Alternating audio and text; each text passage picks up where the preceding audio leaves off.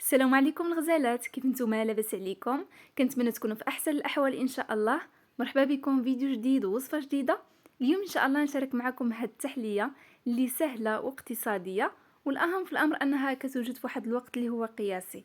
اذا كنتوا اول مره كتشوفوا القناه ديالي ما تنسوش تنضموا ليها بالضغط على زر الاشتراك وتفعلوا الجرس باش يوصلكم كل جديد. خليكم مع المكونات وطريقه التحضير.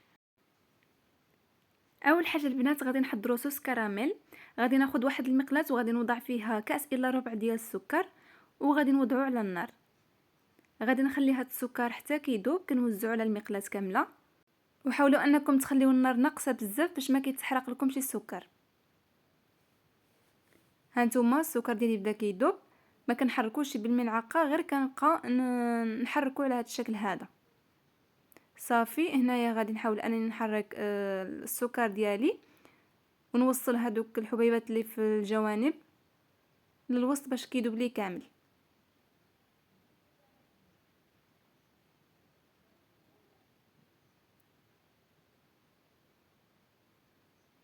صافي من بعد ما كيولي لي الكراميل ديالي على هذا الشكل هذا، غادي نضيف واحد المعلقه كبيره ديال الزبده. صافي كنبقى نحرك هاد الزبده حتى كتذوب.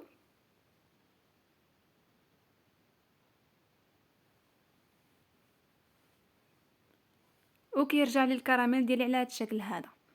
وصافي غادي نضيف واحد دانيت ديال الفلان وغادي نعاود نحركو حتى كيذوبوا الحبيبات ديالو كاملين.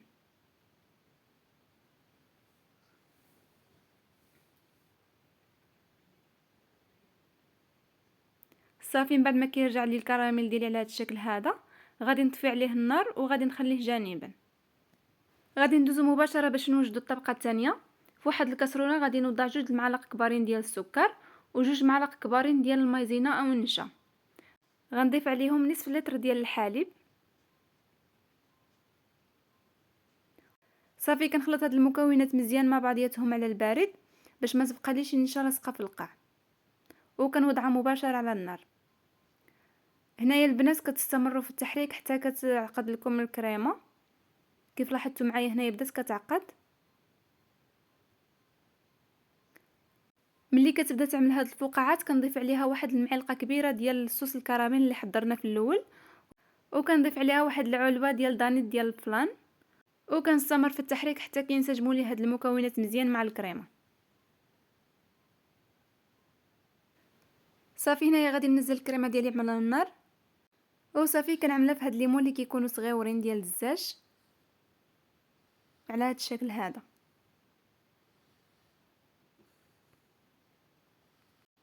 حاولوا انكم توزعوا الكريمه عليهم بشكل يكون متساوي.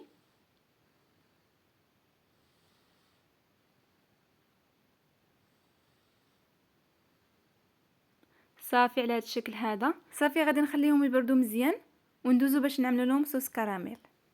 مباشره من بعد ما كيبردوا غادي نجيبوا داك صوص كراميل اللي حضرنا في الاول وغادي نبدا نوزعها عليهم على هاد الشكل هذا. هاد الصوص البنات اذا لقيتوها عقدت لكم غادي ترجعوها تسخن شويه على النار وغادي ترجع سائله على هاد الشكل هذا. صافي كنستمر على هاد الشكل هذا حتى كنساليهم كاملين.